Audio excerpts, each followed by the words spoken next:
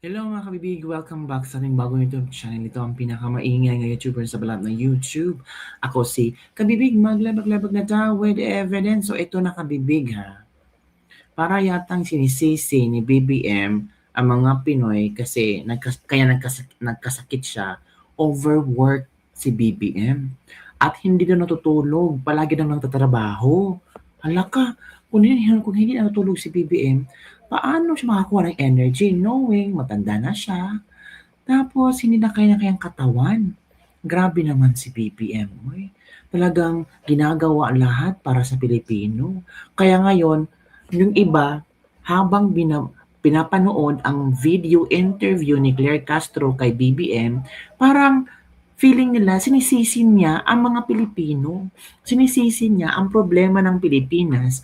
Kaya overworked, hindi natutulog, palagi nagtatrabaho. Hindi niya kabibigay i-share ko sa inyo ha.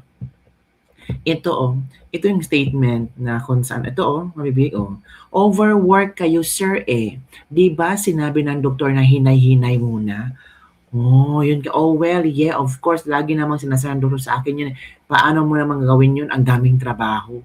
So it means, masisisi ka, naging presidente ka, sinisisi mo ang mga Pinoy, bakit meron ka madaming trabaho? Overwork pala, pagkabasa niyan. Akala ko overcooked. Uy, hinay-hinay lang chair, ang sweet din nito ni Auntie Claire. Overwork pa ba sa pagkulimbat or overdose? Uy, grabe naman yun. Overdose, not overwork. Kayo talaga? Overwork? Pwede naman kasing magpahinga na lang eh. Overwork or oversmile? Nakaka-overwork talaga, hindi natutulog. Hinay-hinay lang kasi. Konti na lang, ngiwi ka na forever. Sabi ni AJ Rivera. So yun kabibig, parang wow. So kasalanan pa namin. Bakit overwork ka? Alam mo naman kung ano ang kaya ng katawan mo. And the same time, may mga cabinet secretaries ka. At tapos, marami kang designated na pwedeng tutulong sa'yo para bigyan ng solusyon ang problema ng Pilipinas. Ang tanong, nabigyan na ba ng solusyon? May napakulong na ba? Si Bong Revilla, mga Diskaya, yun lang pala. Mga kabibig, yun lang pala ang kaya ni Bongbong Marcos, mga kabibig. So ito si Attorney Harry Roque, mga kabibig, sa kanyang reaction hinggil sa overwork ni BBM. Overwork, overwork si BBM. Tayo na naman ang sinisisi ni BBM. BBM ay sinisisi mga Pinoy. Ito na. Ay, magandang araw sa inyong lahat. Baliwala kayo hindi. Nagtatanghalian ako sa isang buffet restaurant. Kaya lang, sabi ko, wala pa naman yung mga kasama ko. Nauna na ako, kumain na ako ng mga sushi. No? Pero dahil siyempre, kailangan tayo mag-stocks hour dahil mga matitindi ang mga balita. Ano ba yung mga balitang yan? Well, unang-una. Well, kakaiba po na umamin ang Malacanang na nagkaroon daw ng medical assistance ang junior dahil nagkaroon daw siya ng mga discomfort. Ayan na. Kaya naman, nakasaad po yan sa Biblia ha. Ang ating mga katawan ay templo ng Panginoon.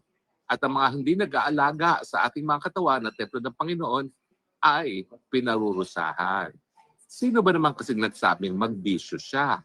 Ayan, dapat sabihin na niya, pinaalalahanan na siya ng kanyang kapatid na siguro panahon na bigyan niya ng prioridad ang kanyang kalusugan. Dahil alam niyo talaga, yung paggamit ng cocaine at iba pang mga pinagbabawal na gamot, kaya po yung pinagbabawal, unang-una, dahil yan po ay nakakasira sa ating katawan na templo ng Panginoon. Ano ba ang nangyari dyan? Ako, siguro po yan ay nahirapan siyang huminga.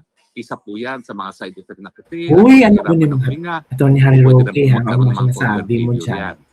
Now, ayaw natin pagdasal ang masama na mangyari kay Marcos Jr. Pero alam naman natin na talagang susi o ang solusyon talaga sa ating mga problema ay ang pagkawala niya bilang presidente. Grabe naman. Pero ako naman po ay Kristiyano. Kaya hindi ko siya pagdadasal na may mangyari sa kanya kalusugan. Pero papaalala ko lang po sa kanya na nasa Biblia. At pinost ko po yan sa aking page, no? Sa aking Facebook page, na talagang pinarurusahan ng Panginoon ang mga tao na hindi pinangangalagaan ang kanilang katawan na templo ng Panginoon.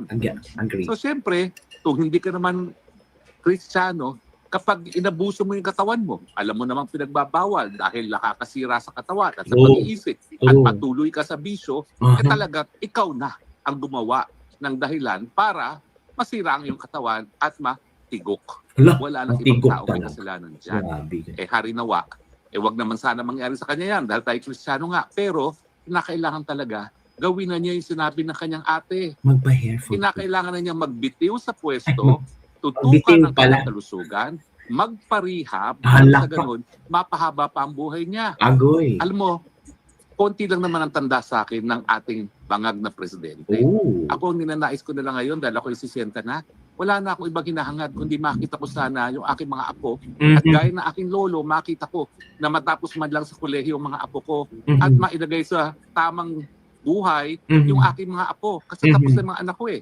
Na-provide ko na yan, napag-aral ko na yan, meron na yan mamanahin kahit paano. Ang gusto ko naman masiguro, Mga yung buhay na tinamasa ko dahil ang lolo ko ay sinigurado na kami magkakaroon ng komportableng buhay, iyan din ang mabigay ko sa aking mga apo. Abay, kung ako siya, sisisenta na siya, tututukan ko na lang yan na mapahaba ang buhay Iwan nang lang siya makita ako. ko mga anak ng aking mga anak. Dahil, alam mo naman, ang katotohanan yan, nung tayo nagkaroon ng anak, masyado tayong busy nagtrabaho. Bagamat ito namang si Marcos Jr., dahil nagtrabaho sa buong buhay niya. Talaga namang meron siyang gintong kutsara sa kanyang bibig. No? Mayaman pala siya. Pero kahit papano, naniniwala naman ako na gaya ng lahat, nais niyang mapipisil-pisil ang mga pisngi ng kanyang mga apo. Kaya po pwede ba, Marcos Jr., sundin mo na si Manang Aimee? Ay Tama. nako. Sige na, ibigay mo na ang pagiging presidente kay BP Sara. Dahil ikaw, pinili mo naman si BP Sara, hindi lang dahil ikaw ay manggagamit, mangga, na alam mo na kinakailangan ng suporta ng Mindanao at Visayas para manalo ka at matalo si Lenny.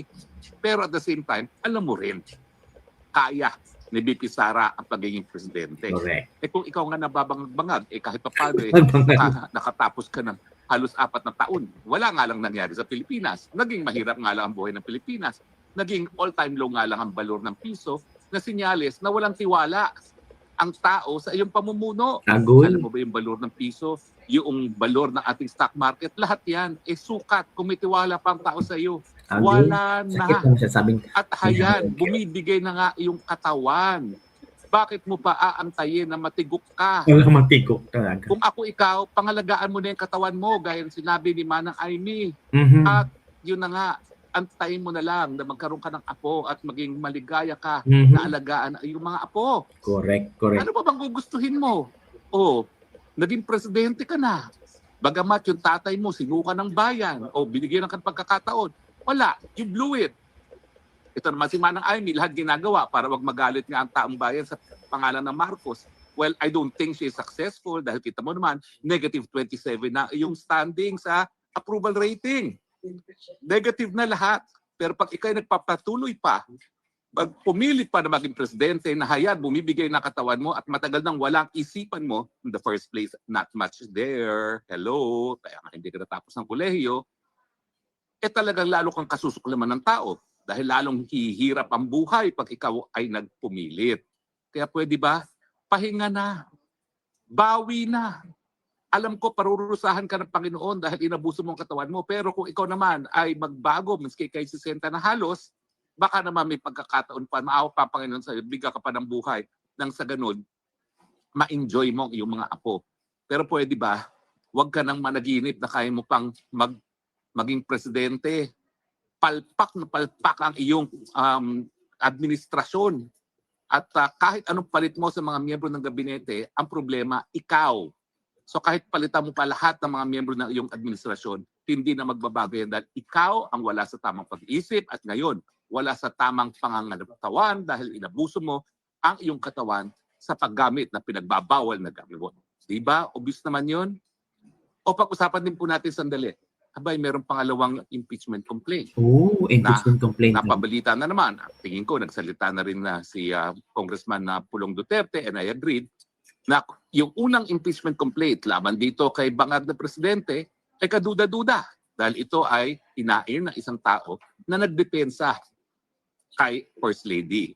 So sa akin naman, bakit naman gagawin yun na isang abogado na nagdepensa sa asawa mismo ng presidente? Bakit niya pa i-impeach ang presidente? At siyempre, yung nag-endorso, malapit na malapit sa isang kaalyado rin ng mga Marcoses, no, na taga-probinsya ko, yung party list ng mga Garcia ng Bataan. So ngayon, nagkaroon ng pangalawang impeachment complaint. Ngayon, in fairness, di pa nababasa. Pero sigurado ako na kung sino man ang nasa likod ng impeachment complaint, wala yung kinalaman sa mga Marcoses. So chances are, itong panibagong impeachment complaint, honest to goodness. Kaya ayaw ngayon tanggapin ng Kamara de Representante. Totoo, agree. Pero ba legal na basihan na pagtatanggap? Wala po. Malinaw po yan na ang katungkulan ng House Secretary General pag mayroon naghain ng impeachment complaint ay tanggapin. At pagkatapos, i-refer kay House Speaker. Ang House Speaker naman, within 10 days, i-include sa order of business at i-refer sa Committee on Justice. Wala pong diskresyon. Hala. Wala po, hindi po parang West ang sa House Secretary General na pipiliin niya kung anong gusto niya tanggapin at Wala. i-reject yung ayaw niya. Hindi po pwede na tatanggapin lang yung moro-moro na impeachment at kapag masustansya na impeachment, hindi nakatatanggapin. Hala. Yan po ilabag sa saligang batas. Naku. Wala pong ganyang kapangyarihan ang House Secretary General. Dahil Hindi siya una-una, kasuhan. wala namang mandato yung House Secretary General na yan. Hindi naman yan halal ng bayan. Ooh. Yan ay appointee lamang ng speaker. Pero yung ginagawa po niya, binibigyan niya ng karagdagang kapangyarihan ng kanyang sarili. Wala pong ganyang kapangyarihan. Shall ang sinasabi ng Constitution. Shall refer the impeachment complaint forthwith sa tanggapan ni Speaker at si Speaker Yan na. naman ang magre-refer dyan sa order of business doon sa plenaryo nang mai-assign ng kaagad sa Committee on Justice. Wala, yan po ang tinatawag na ministerial. Gawin mo, wala kang diskresyon kung ayaw mo hindi. Dahil kapag ikaw ay nagpumilit na meron kang diskresyon, yan ang tinatawag na grave abuse of discretion. Ulo. Halatang halata naman kayo. Kapag moro-moro, tinatanggap para masigurado na meron na namang isang taon na impeachment-free ang ating bangag na presidente. Pasensya na kayo ha. May nagsabi sa akin na, huwag mo naman tawaging bangag. Natatawag ko sa kanya, sariling kapatid niya, nagkumpirma na bangag siya. Tama. Ang dating presidente Duterte, sinabi bangag siya. Mhm. Si Izel Morales, sinabi bangag siya, sang-ayon sa isang confidential agent. Si Cathy Binag, sinabi bangag siya. Hindi pa natin siya tawagin bangag. Kaya talaga namang yan ay katanggap-tanggap na sa lahat, di ba? True. Buti sana kung hindi yan Totoo. pinatutuhanan ni Amy Marcos. Pinatutuhanan naman. Sinabi Diba? niya yun eh. So sa akin po, mali po yung ginagawa ng House Secretary General. Naku. At kapag tinanggap po yan at na-refer the same time, hindi po barred ang second complaint. Yan po yung desisyon ng Korte sa Francisco. Kaya lang naman na bar na itong pang-apat na complaint dito sa decision naman dito sa Vice Duterte versus sa House of Representatives dahil nga po parang hindi tinanggap ang tatlo pero ang sinasabi hindi raw yun na-file. Hindi. Yan po ay deemed accepted but rejected. Kaya nga po yung pang-apat is barred. Pero ito po, dahil hindi pa naman po in session ang Congress na isang pa yan, dapat yan makaparating kay Speaker, pero i-refer po kaagad yan pag nag-resume na ang Congress from the recess.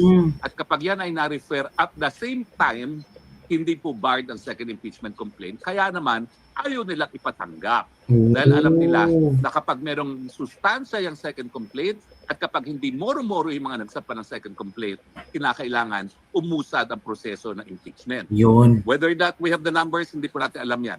Dahil ang sinasabi ko nga po, talagang ang pulso ng mga politiko pagdating sa pulso ng taong bayan, ako hindi po sila nagkakamali dyan. At ngayon po, siguro naman alam nilang basahin kapag negative 27 na ang approval rating ng presidente. Ibig sabihin, kiss of death pag pinagtakban mo pa ang presidente, Correct. na negative 27 Agree. ang kanyang approval rating. Pasensya na kayo ha. Talagang tingin ko napaka-importante itong dalawang bagay na diniscuss natin ngayon na maski ako ay magpapataba na naman, kinailangan mag-spokes-awan. So ano po pinag-usapan natin? Haya na po, nangyayari na ang nakasaad sa Biblia, pinarurusahan ang umaabuso sa ating mga katawan dahil ang ating katawan ay templo ng Diyos. At ang aking friendly advice, bagamat hindi ko pinagdadasal na siya ay matuluyan dahil ako po isang Kristiyano, yan naman po ay nasa Biblia. Yan po ang husga ng Panginoon. Pero may panahon pa para magbago. Correct. Ang importante lang, pagbitiw, ibigay ang pagiging presidente sa kanyang piniling vice president. Pinili naman niya yan, hindi naman niya katunggali yan eh. Correct. Ginamit pa nga niya, hello.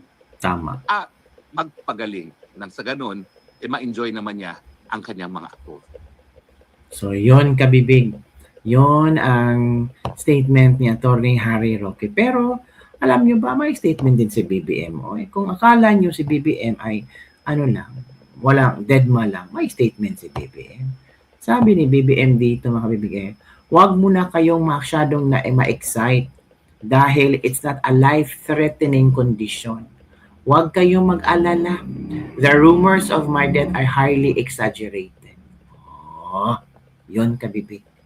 So, ano ang iyong reaction ngayon kabibig? Ano ang inyong punto, punto? Agree ba kayo sa mga sinasabi ni Atty. Harry Roque? Let's wait and see sa mga latest updates soon. Yun lang kabibig. Don't forget to like, subscribe, and share this video. Bye everyone. See you next time.